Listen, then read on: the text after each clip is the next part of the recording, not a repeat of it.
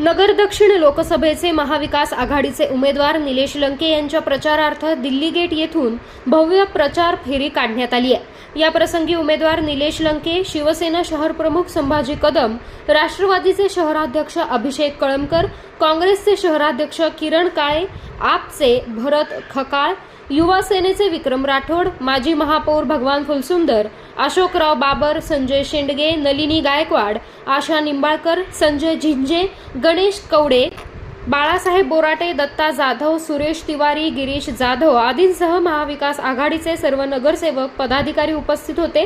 या प्रसंगी संभाजी कदम म्हणाले की महाविकास आघाडीचे उमेदवार निलेश लंके यांच्या प्रचार फेरीस नगर शहरातील जनतेचा उत्स्फूर्त प्रतिसाद मिळतोय।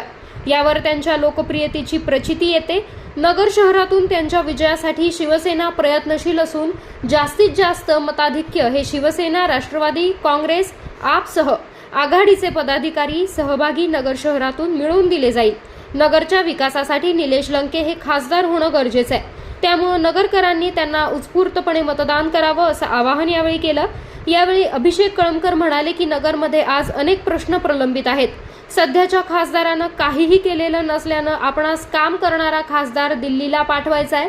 निलेश लंके यांनी आपल्या आमदारकीच्या काळात पारनेरमध्ये जी विकास कामं केली त्याच पद्धतीनं दक्षिणमध्येही विकास कामं करणारा खासदार झाला पाहिजे। यासाठी निलेश लंके हेच योग्य उमेदवार आहेत असं त्यांनी यावेळी सांगितलं।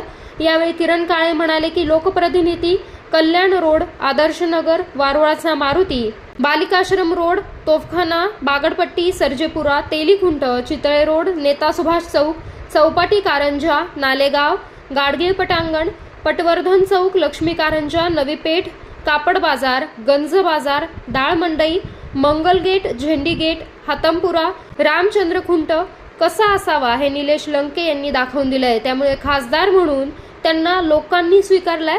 त्यामुळे येणाऱ्या निवडणुकीत जनता त्यांच्या पाठीमागे उभी असून त्यांच्या प्रचार फेरीस मिळत असलेल्या प्रतिसादातून दिसून येत आहे। निलेश लंके यांच्या विजयासाठी महाविकास आघाडीचे सर्वच पक्ष सरसावले आहेत। निलेश लंके यांच्या विजयात काँग्रेसचा मोठा वाटा असेल असं त्यांनी यावेळी सांगितलं।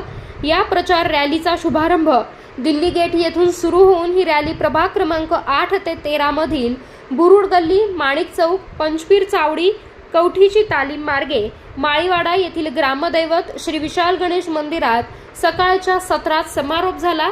प्रचार फेरी दरम्यान नवी पेठ येथील पुरातन श्रीराम मंदिरात प्रभू श्रीरामांचं दर्शन घेण्यात आलंय।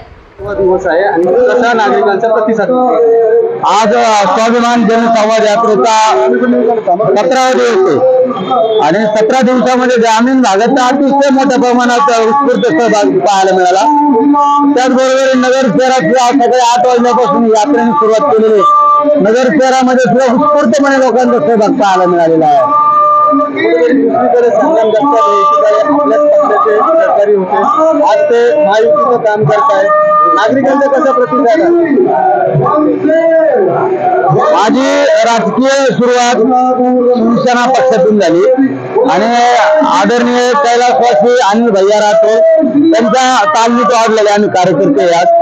नगर शहरामध्ये मला फिरत असताना सगळ्यात महत्वाची एक कोणी मला आज भासली ती म्हणजे आज भैया असते, तर मला आज या शहराची कुठली काळजी मला वाटली नसती, पण भैयांच्या रूपात माझ्या बरोबर सगळे सहकारी मी आज या ठिकाणी पाहतो। त्यामुळे मी दुसरी कोणाची चिंता करीत नाही।